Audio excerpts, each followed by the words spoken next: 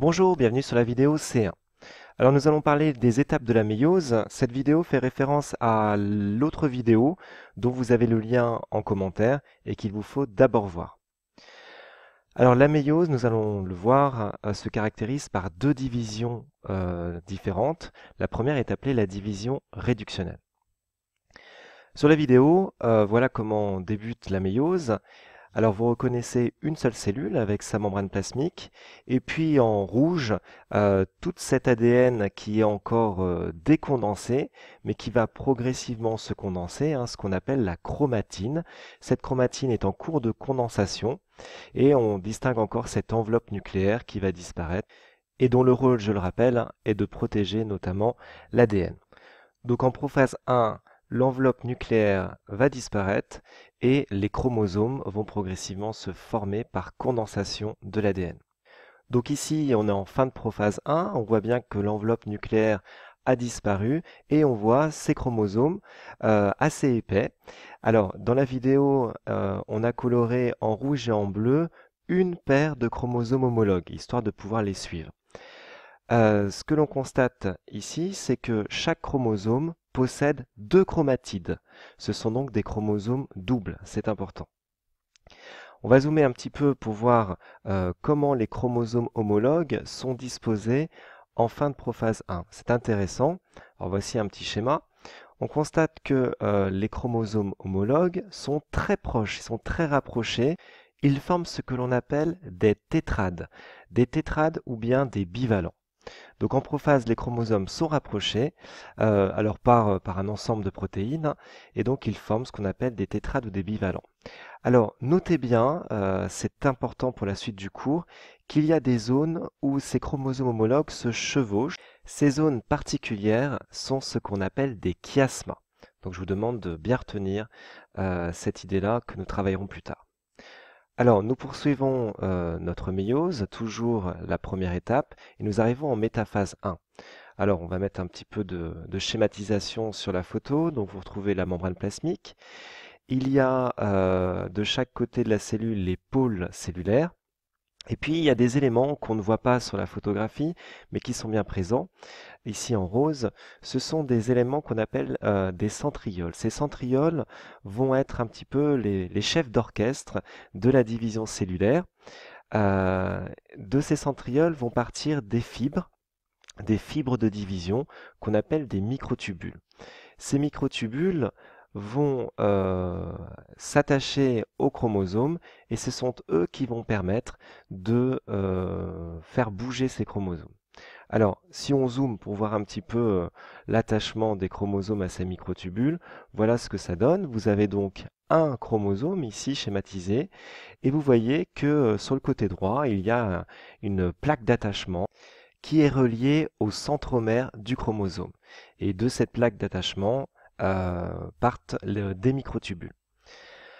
Alors, si on retient les points importants de la métaphase 1, eh bien, c'est déjà que les chromosomes sont tous situés sur le plan équatorial de la cellule et que, c'est important aussi, les bivalents se font face. Les chromosomes homologues se font face au niveau du plan équatorial. Alors, la suite, c'est ce qu'on appelle l'anaphase 1. Je vais rajouter un petit peu de légende. Donc ici, la membrane plasmique, on retrouve nos deux pôles cellulaires, les centrioles, et on a toujours nos fibres de division cellulaire, nos fameux microtubules. Ce qu'on peut constater, c'est que ces microtubules sont plus petits. Effectivement, ils se sont raccourcis. Alors si on zoome pour voir un petit peu ce qui s'est réellement passé, eh bien notre chromosome homologue ici en bleu, que l'on suit depuis le départ, va être intégralement tiré vers le pôle droit de la cellule par ces microtubules qui vont se raccourcir et donc l'amener progressivement vers le pôle droit. Donc lors de l'anaphase 1, les événements qu'il faut bien avoir en tête, c'est que nos chromosomes homologues vont se séparer, donc disjonction des chromosomes homologues, et puis il va y avoir une ascension vers les pôles. Donc chaque chromosome à deux chromatides migre à l'opposé de son homologue vers l'un des pôles cellulaires de façon aléatoire. En effet, si vous regardez ici notre photo, on constate que le chromosome bleu va à droite et le chromosome rouge va à gauche. Mais on peut imaginer, et ça se fait très bien dans la réalité, que le chromosome bleu puisse aller à gauche et le chromosome rouge puisse aller à droite. Hein, il n'y a pas d'ordre prédéfini, cela se fait de façon tout à fait aléatoire, et pour tous les chromosomes cellulaires. Donc on va parler ici d'un premier brassage, un brassage interchromosomique. Alors il est important de noter que suite à cette disjonction des chromosomes, à chaque pôle cellulaire, il y a donc un lot haploïde de chromosomes. C'est-à-dire qu'à chaque pôle, les chromosomes ne sont plus par paire, mais il y a un seul exemplaire. On arrive ici à la dernière étape de la division réductionnelle. Donc, autour de chaque lot haploïde de chromosomes doubles, eh bien, il va y avoir une formation d'une enveloppe nucléaire. Et puis, les chromosomes vont se décondenser, reformer la chromatine. Au centre, la cellule va se diviser au niveau du plan équatorial. Alors, si on fait un petit résumé de la première division, on est parti d'une cellule mère qui est diploïde avec des chromosomes doubles. Cette cellule mère va, à la fin de cette première division, donner deux cellules filles, mais qui sont haploïdes avec des chromosomes doubles. Donc, finalement, on a réduit par cette première division de moitié le nombre de chromosomes. Voilà pourquoi on dit que cette première division de méiose est une division réductionnelle. La suite de la méiose, la deuxième division, est une division dite équationnelle. Alors la prophase 2 est assez brève. Les chromosomes doubles vont progressivement se recondenser, l'enveloppe nucléaire va disparaître et on va avoir apparition de nouveaux fuseaux de division, c'est-à-dire les centrioles et les microtubules. Nous voici donc en métaphase 2.